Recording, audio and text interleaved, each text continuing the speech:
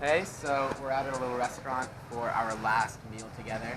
Because these guys, they're all heading off tomorrow. Where are you guys going again? Kurong Island. Kurong Islands, this island like south of Cambodia. And I'm heading off to Saigon in Vietnam. No. Just so sad. Yeah, it's so sad. Yeah, I know. But it's been really good. We've spent like the last 3 days together. Oh, 4 days? 3, 4 days, yeah. And it's been a really good time. Yeah. Let's cheers to Siem Reap. Siem Reap.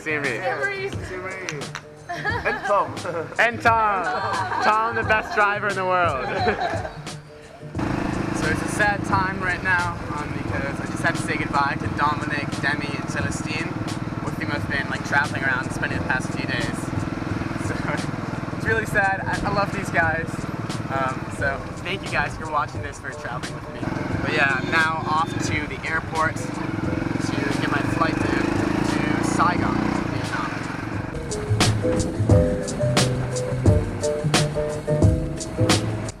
Okay, I made it to the airport here in Siem Reap. Oh, it's crazy to be going to so many different countries in such a short period of time. Like typically when you travel around, you go to one country and stay there for a while, or like when all these other backpackers, they also stay in one country for a while. But here I am spending like 4 days in Cambodia and then flying to Vietnam. So that's kind of crazy. I actually didn't want to fly. I wanted to take a bus or a train down to Vietnam, but I messed up my visa and ended up, I'm not sure where I'm going. Whatever. Yeah, so I messed up my visa and then realized like a week and a half ago, like a couple days before I started traveling, that in order to get into the country on my e-visa, I had to fly into the country.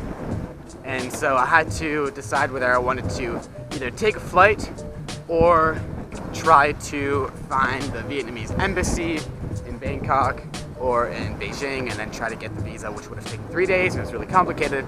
So I ended up just getting a flight. So here I am, flying around Southeast Asia.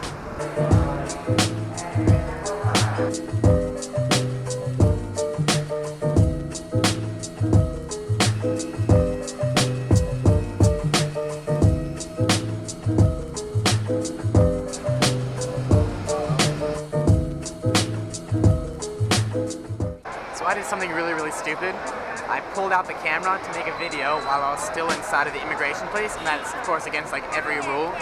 You know, anywhere when you go through immigration, you can't have a camera out. And I forgot about it. There weren't any signs. I forgot about it. And immediately one of the guards pulled me over, took the camera away, and told me to leave. And I freaked out because I need this camera. I need the camera and I need the videos. I haven't loaded all the videos from yesterday onto my laptop, so I would have lost an entire day of videos and the camera, of course. And so I freaked out. I got in that line, even though that was the wrong line.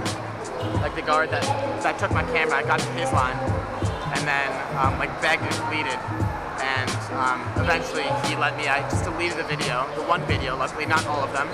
I thought I might have to give him my SD card as well, but luckily he just let me delete the one video and then give me the camera back. But I freaked out. That was really scary. Oh, but yeah, I made it to Vietnam, got through, got my visa, finally here. Now I just need to take a taxi to the hostel and then figure out what I'm doing from there.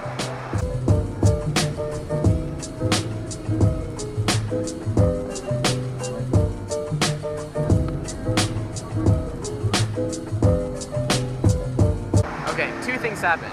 First, I found a taxi, and then I realized that it was like a fake taxi at the airport, and they tried to charge me 600,000, which is a ridiculous amount. That's like 20 bucks. And so I said, no, I'm gonna take a real taxi. So I found a real taxi, I got in, and the meter was ticking up really quickly. By the time we got here, it was 1,250,000. And I just said to him, like, there's no way I'm paying that. That's an absurd amount. And so I was going to, first I tried to get him to call the hostel, because the hostel's right there, so that somebody could come out and talk to him.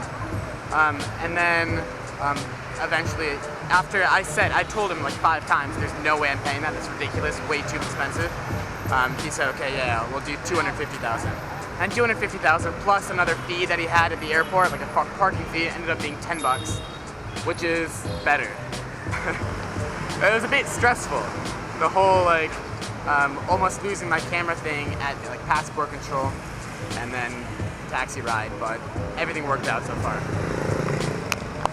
I actually didn't end up doing that much this day. I got to the hostel, I was really tired from all the stress of the travels and from the visa issues and everything. So I just kind of talked to people in the hostel, ended up walking around the area with a couple of guys, went out to eat. I almost bought a motorcycle again, and then hung out at the bar in the evening. This hostel is known in Saigon for being a party hostel, so they had 2 free drinks for everybody from 7 to 8. So it was really nice just because everybody in the hostel pretty much came back to the hostel at 7. So from there, yeah, I could make friends and socialize and go out. So I'm back at the hostel right now.